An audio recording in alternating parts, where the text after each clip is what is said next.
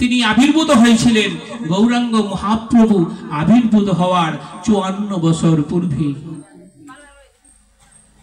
তিনি আবির্ভূত হয়ে যখন দেখলেন এই কলির জীব দুর্দশাগ্রস্ত, এই কলির জীব ভগবানকে ভুলে গেছে তারা ভগবানের ভক্তির কথা ভুলে গেছে, এই পারমার্থিক উন্নতির কথা, তারা সংসারের বিষয়ে বাসনায় মত্ত হয়ে আছে।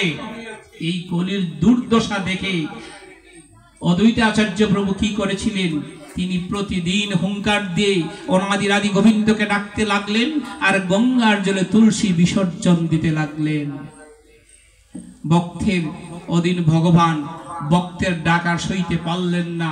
সে ভক্তের গৌরাঙ্গ মহাপ্রভু মূলত অদ্বৈত আচার্য প্রভু, এখানে আরো লীলা আছে, অনেক লম্বা আলোচনাগুলো, তো আমি সংক্ষেপে বলতেছি।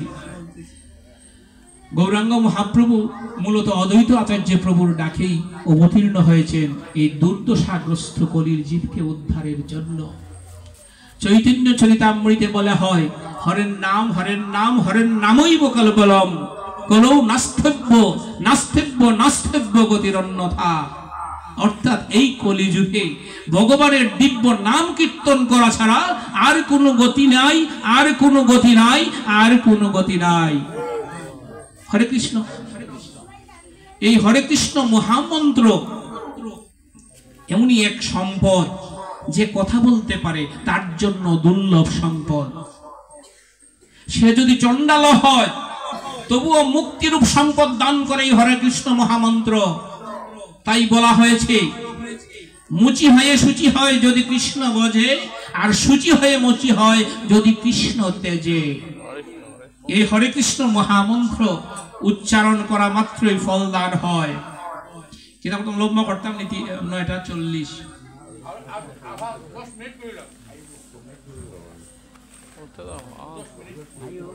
মানে সংক্ষিপ্ত আলোচনায় পূর্ণ ব্যাখ্যা করা যায় না।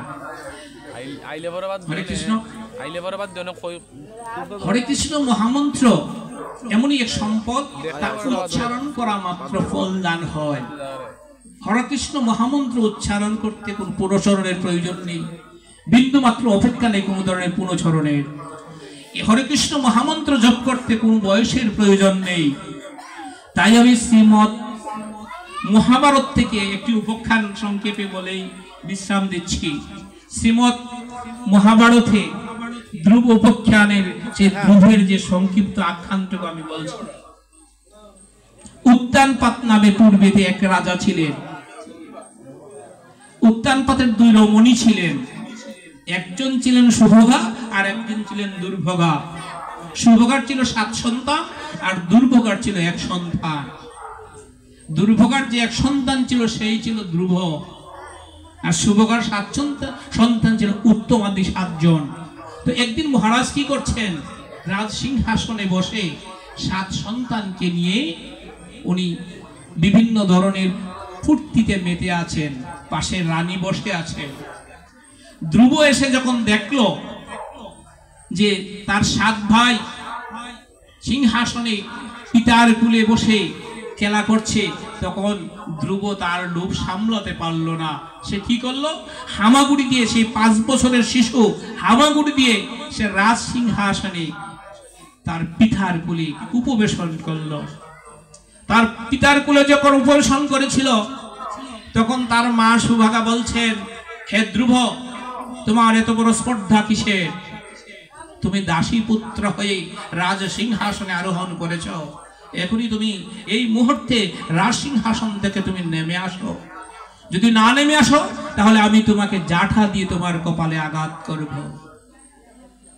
সথাই মায়ের সেই কথায় সেদিন 5 বছরের শিশু ধ্রুবের হৃদয়ে আঘাত লেগেছিল। সেই হৃদয়ে যে আঘাত লেগেছিল, ধ্রুবের হৃদয়ের আঘাতে ভগবানের আসন টলেছিল। ধ্রুবের নেমে এলো সিংহাসন থেকে। নেমে আসার পর তার মা সুভাগা বলছেন, হে ধ্রুব, তুমি যেদিন কৃষ্ণ ভজনা করে, যেদিন গোবিন্দের ভজনা করে তোমার এই দেহ ত্যাগ করে আমার গর্ভে জন্মগ্রহণ করতে পারবে, সেদিন তুমি এই সিংহাসনে উপবেশন